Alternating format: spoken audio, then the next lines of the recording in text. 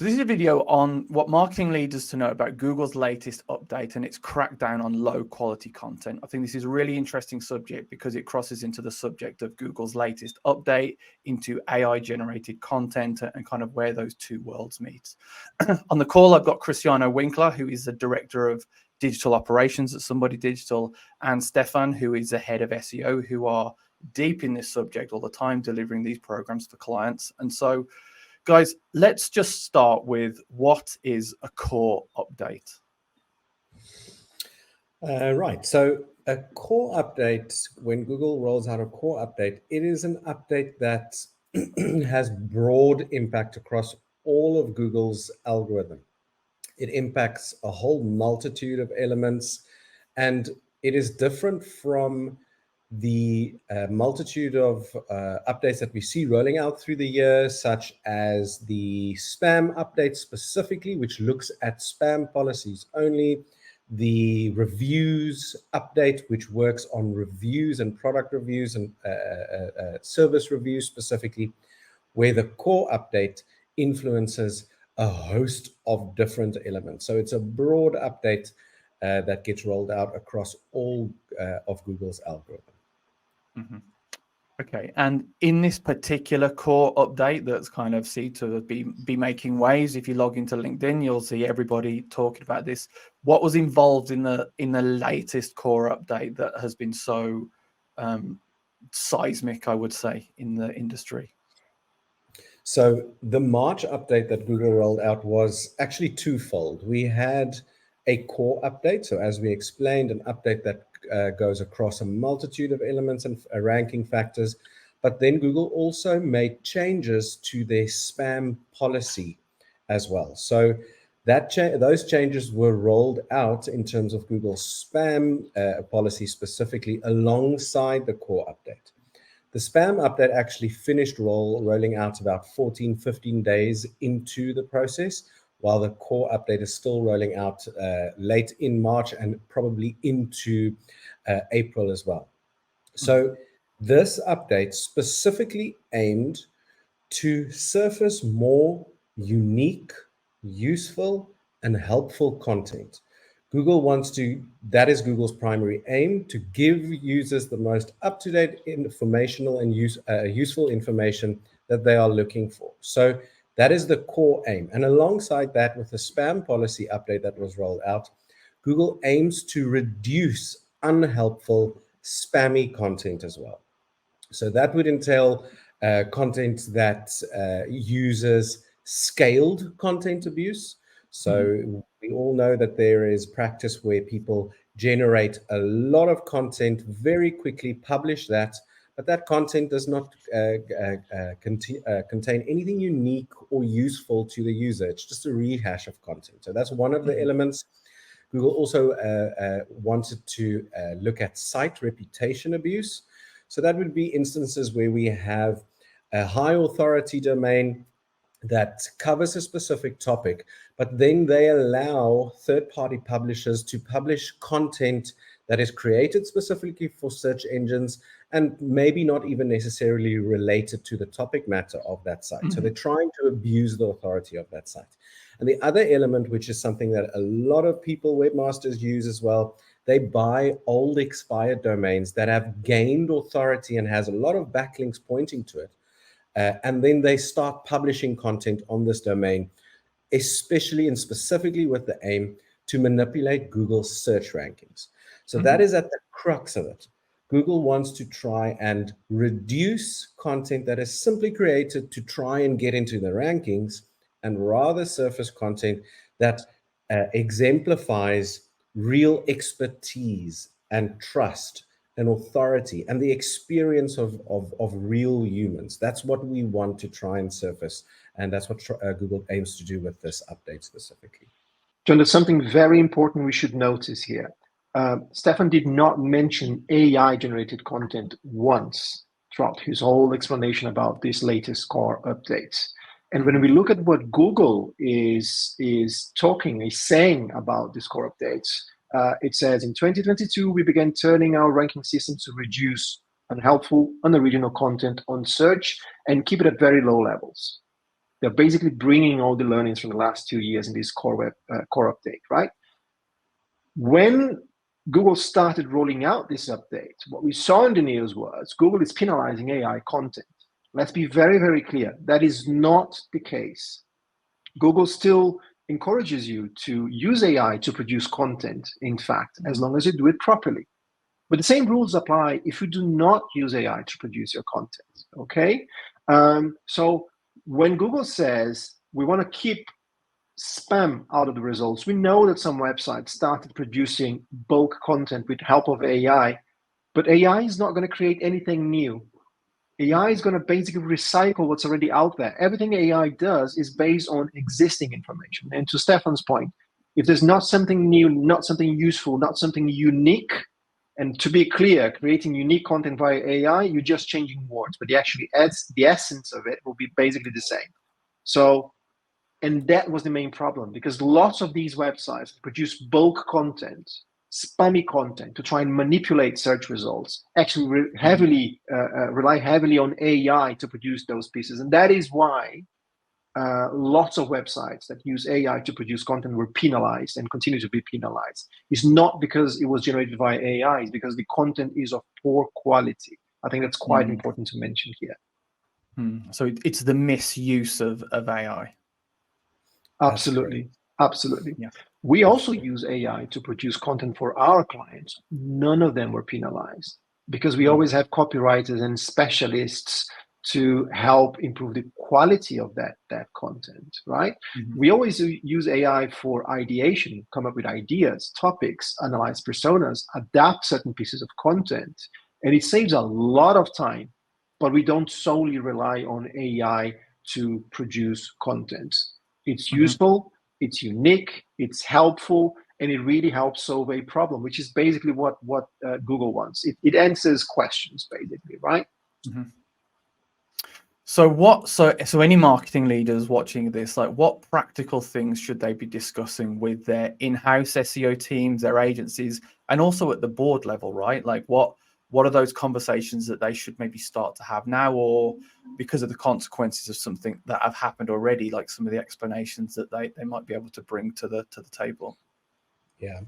So I think this segues very well into what Cristiano just mentioned around AI. So as we mentioned, the use of AI is not necessarily the reason why we're seeing a lot of sites being de-indexed, receiving manual actions from Google. It's not AI necessarily. In many instances, AI was used, but it is the abuse of scaled content using AI.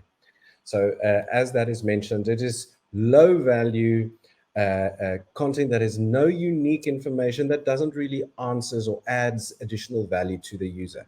And that is AI content that is created, set and forget and published. That is where the problem lies. AI continues to be an exceptional tool.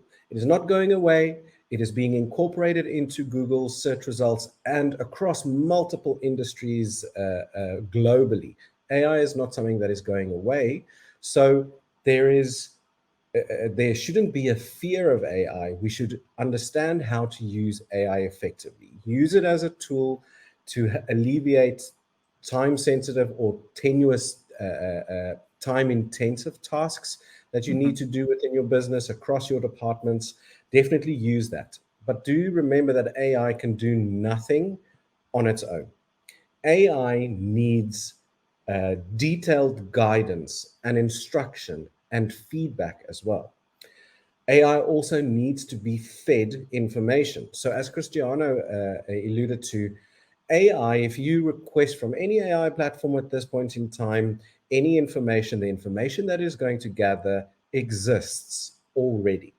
So that content needs to be, or the data, the output that you want needs to also include data and accurate data that you can feed to your AI to utilize accurate, new, unique data points to then assist in the generation of something that is unique and valuable. But the fact of the matter is, that's quite important. Let me add something to that, Stefan, if I may. We go as far as running interviews with specialists when we're producing content for our clients, and I'm going to use our experience as examples here, right? And when we do that, we use that interview that we do with specialists and with the help of AI, we can then come up with interesting pieces. But there's going to be something new. There's going to be something unique. There's going to be something that you will not be able to find elsewhere, either by an expert opinion or new data, new study. It really depends what you're producing, depending on what you're producing here. But I think to Stefan's point, really, you can still use AI for that, but get an external data source of unique information that's unique to you, some research you've done, what you've discovered internally for developing a new product, what are the things that you've been working on, and use that as part of your content as well. So that's one of the ways of making it unique. Absolutely. And just a final point, 2 final points on what you should be talking talking about to your teams, your content producers, your internal teams. The most important thing about AI, use it as a tool, use it to generate briefs, use it to do research, use it to do competitive analysis, market analysis, but always sense check data that you get from AI. That's the first point. Also, when you're creating content, use it to create briefs, use it to create sections of content, but continue to feed it and continue to give it feedback to refine the output as well. And then the last step in that process should be to humanize that content. That content that you've now been able to generate, or the base of the content that you've been able to generate now needs to be humanized through content editing, but also the content matter expert needs to now provide and input their expertise, authority, trust. The stuff that they know that machines don't know. That's what Google is looking for, the human element to your content. And then obviously we've mentioned EAT, expertise, experience, authority, and trust. That should be part of your considerations throughout the whole process of utilizing AI specifically for content. Mm-hmm. I remember when I first heard about this update, and I was thinking, like, how are the search engines going to know when it's AI generated or it's mass produced? I don't know about you, but my spider sense goes wild now when I read content. I can smell that content now, and so it's, as humans, I think we can see it, right? So an engine like Google's going to find that easily. Yeah. And then absolutely. a few things that I quickly wanted to mention around what your business leaders should also be thinking about in terms of AI and what we should be communicated to them. So there's a lot of AI out there right now. There's a lot of tools, new to market tools, utilizing AI, claiming to do so many different things. The tendency is to jump on board, try every single thing, use every single thing. That is going to be impossible. What you should be doing is defining at a business level your objectives and the KPIs to reach those objectives, but also at a department and a task level. Content generation. What is it that I'm trying to achieve with my content? How can AI help me achieve that? And which AI tool that exists out there is the one that's going to best help me achieve that? Choose your tools based on your objectives and KPIs that you want to achieve with this AI information that you are going to use. Yes, and then so don't blindly follow the AI trends. Definitely don't think that AI can ever replace a human. Well, maybe not ever, but at this point, it cannot replace a human. It cannot replace the expertise and the experience that we as humans do and have on a daily basis, and the things that we do every single day that we know about. So utilize that as AI has no experience. It has no expertise, authority, or trust. None of that AI has. We have that. Cristiano and I had a conversation about this. Yes, where we talked about. I think AI right now is a brilliant tool, right? I've speak to quite a few people who are thinking how do we start to be more AI led with what we're doing? And exactly as you said, Stefan, it's more about what do you need to do, like map out the tasks and your workflows and see, okay, how can the tool fit into what you're doing to save time? But I think right now for me, AI is a brilliant graduate from university. They're bright, they know what they're doing, they're all this kind of stuff, but you're not going to put them in front of a client today, right? They just need that bit of experience, which it doesn't have yet. So I think the robot overlords aren't going to steal our jobs yet.